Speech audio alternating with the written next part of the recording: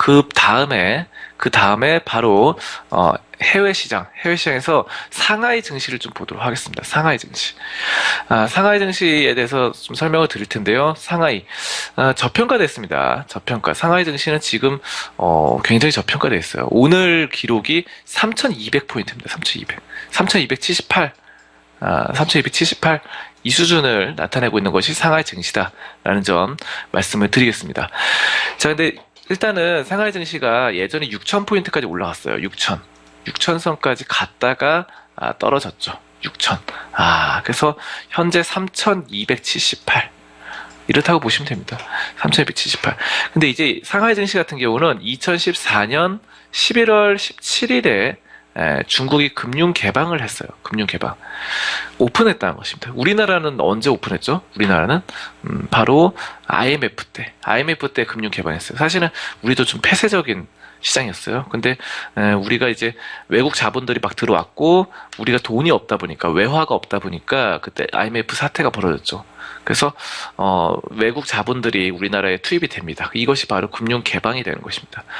그래서 우리나라 지금 보시면은 대부분의 이 대기업들 보시면은 뭐 외국인 소진율 보유하는 것들 50% 넘어가는 회사들 굉장히 많습니다. 거의 뭐 외국계 기업이다 이렇게 봐도 무방한 그런 회사들이 많아요. 외국인들이 우리나라 대기업들을 점령하다시피 그렇게 하고 있습니다. 자, 그래서 우리나라는 1998년에 금융 개방을 했고요.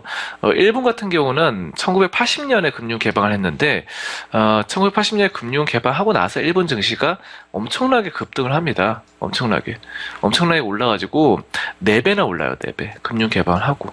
그리고 우리나라는 1998년 금융 개방하고 나서 주가가 2,000포인트까지 올랐죠. 코스피가. 그쵸? 2,200, 2,100 이 정도까지 올랐는데 대략적으로 7배가 상승했어요.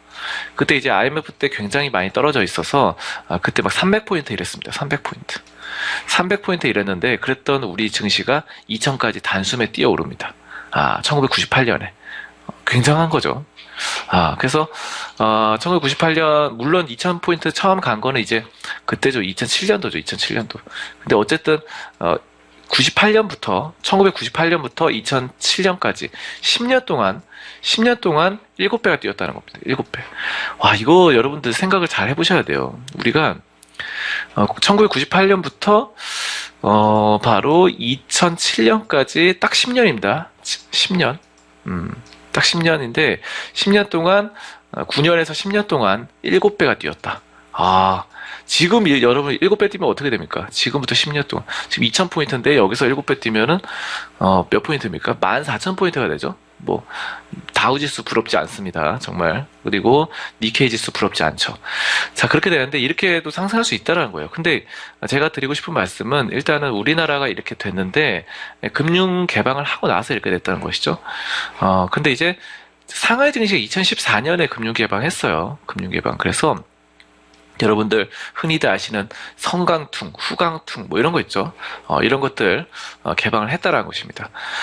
그래서 이제 2014년 금융 개방 이후 상하이 증시가 이제 주가가 근데 이상하게 급등을 못했어요. 2배도 상승을 못했다라는 것입니다.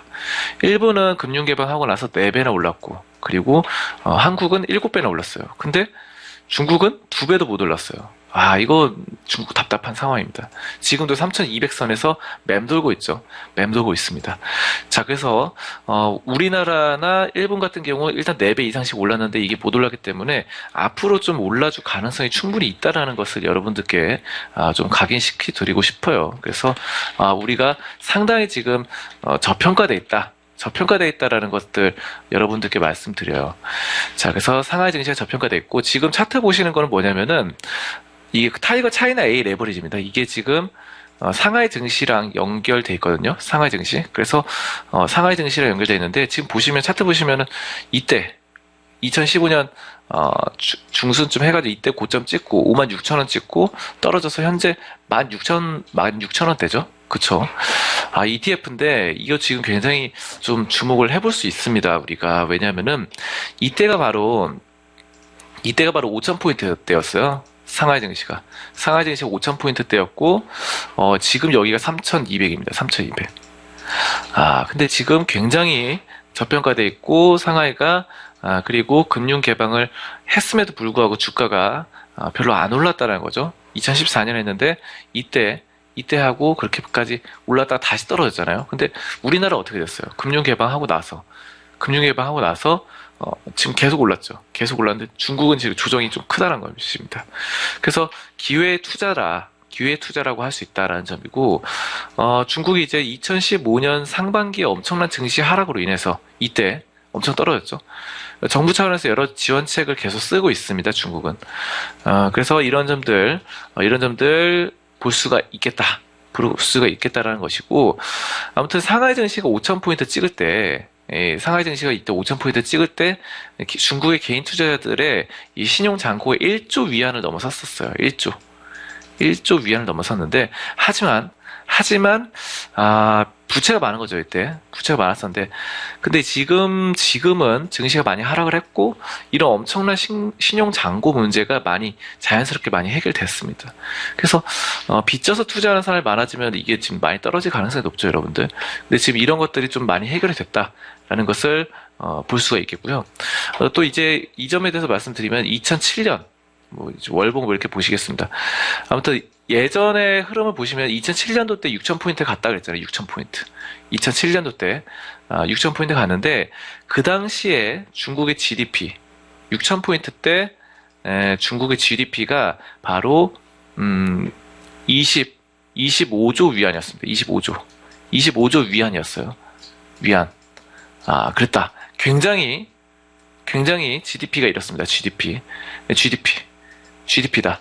근데 이게 지금 6,000포인트 때 그랬는데, 지금 현재 상황에서 어떻습니까? 지금 3,200포인트. 3,200포인트 때예요. 3,200포인트. 근데 지금 이 GDP가 어떻게 되냐면은, 63조 위안을 넘어섰습니다. 63조 위안.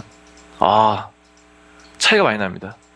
그러니까 이게 지금 딜레마야. 이게 지금 이 63조 위안은 통계 기록상 2015년 기준입니다. 2015년. 약간 지금 더 올랐죠, GDP가.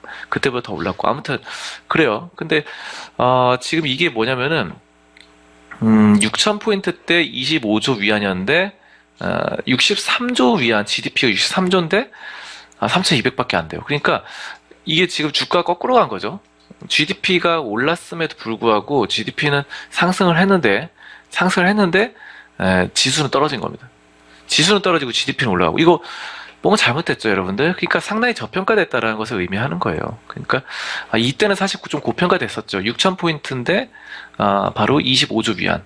25조 위안이 GDP인데 6,000포인트면 상당히 좀 고평가됐었어요, 사실 중국이. 근데 지금 63조, 이게 2015년 기록이기 때문에 지금은 70조 위안, 80조 위안 넘어섭니다, 이제. 넘어서는데, 그런데 3,200포인트예요. 이거 말이 됩니까, 이거? 너무 저평가돼 있죠. PER 이런 것들 시장 전체로 봤을 때 저평가돼 있다, 이렇게 보시면 되겠고, 아무튼 GDP 대비 단순 비교해봐도 지수가 그때 비해서 지수가 2배, 3배 이상 상승을 해야지 이게 이론적으로 맞는 거죠. 계산했을 때. 그래서 중국 증시가 여전히 저평가돼 있다는 것이고요. 그리고 이제 중국 정부 입장에서 위안화를 기축통화로 삼고 싶은 생각이 많은 것으로 보여집니다. 그래서 일단은 위안화가 중심이 돼야 돼요. 위안화. 근데 항생지수 같은 경우 홍콩 증시를 나타내죠. 홍콩 증시는 위안화가 아니라 홍콩 달러를 쓰기 때문에 세계 최고의 강대국이 되어서 기축통화로 사용될 위안화의 흐름과는 다릅니다. 그래서 홍콩 증시 항생지수는 좀 약간 중국 본토의 주식들과는 좀 차이가 있다. 그래서 상하이 증시를 좀 더 긍정적으로 보셔야 돼요, 여러분들이. 상하이가 중국 거대한 대륙입니다, 대륙. 우리가 이왕 투자를 할 거면 대륙에 투자를 해야지 거기 홍콩에다 투자를 하실 필요 없어요. 홍콩은 옛날에 좋았죠, 옛날에 이제 옛날에 굉장히 90년대 말에 굉장히 좋았지만 지금 대륙이 급성장하고 있죠. 물론 GDP 상승률이 예전에 진짜 중국 막 엄청 상승할 때보다는 그렇게 가파르게 상승을 안 하지만 그래도 우리나라 성장보다 훨씬 중국이 낫습니다, 현재. 그쵸? 6%, 7%막 이렇게 성장하고 있죠. 그렇기 때문에 아무리 6%도 성장 안 할 수 있다, 5%도 성장 안 할 수 있다 말해도 우리나라 성장률보다 훨씬 낫다는 것입니다. 여러분들, 그리고 아까 전에 말씀드렸다시피 그런 거 GDP 대비 지수가 떨어졌고 이런 것들 좀 생각을 해보시면은 중국이 얼마나 저평가됐는지 그냥 수치상으로 생각만 잘 해도 알 수가 있습니다. 아무튼 그렇다고 보시면 되겠고, 지금 그래서 중국의 수많은 또 개인 투자자들은 상해보다 심천에 많이 투자를 하고 있어요. 심천. 심천 지수가 있죠. 상하이 지수가 있고. 근데 심천은 개인 투자자가 많아요. 개인 투자. 개인 투자자가 많기 때문에 이게 지금 흙탕물이에요. 흙탕물. 개인 투자자들은 뭐 이렇게 막 맨날 사고 팔고 이런 거 좋아하죠. 그러니까 단타 위주라니까 변동성이 너무 심합니다. 심천은. 그래서 상하이는 나름 그래도 심천보다는 개인 투자자가 적고 그래도 기관과 외국인들이 많습니다. 그래서 상하이 증시가 좀 심천 투자보다 좋다. 그리고 홍콩 증시보다 성장률이 더 좋은 이 바로 중국 본토 대륙에 투자하는 것이 더 좋다 이렇게 말씀드리고요. 아무튼 상하이 증시보다 심천 증시가 수급 면에서 다소 불안정하다. 심천은 좀 제가 봤을 땐 별로다 이렇게 말씀드리겠습니다. 그래서 이제 어쨌든 이런 상하이 증시가 좋다라는 점이고 상하이 증시가 이제 PER이 10일 정도로 알려져 있어요. PER 10일. 굉장히 미국이 20입니다. PER 20. 뭐 대략적으로 20이고 유럽 증시도 뭐 20대 전후예요. 20, 다 다릅니다. 뭐 17도 있고 18도 있고 19도 있고 한데 거의 20 전후라고 보시면 돼요. 선진국들은 20이다. 근데 지금 상하이 증시가 11, PER 11배 굉장히 저평가되어 있습니다. 우리나라도 뭐 10배, 11배 우리나라랑 중국이랑 좀 비슷해요. 약간 아시아 증시가 좀 저평가되어 있는 그런 상황이에요. 유럽하고 미국은 저기는 엄청 고평가되어 있고 그쵸?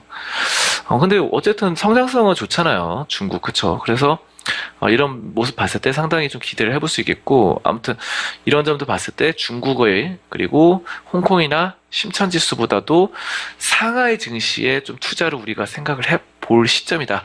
이렇게 말씀을 드리도록 하겠습니다.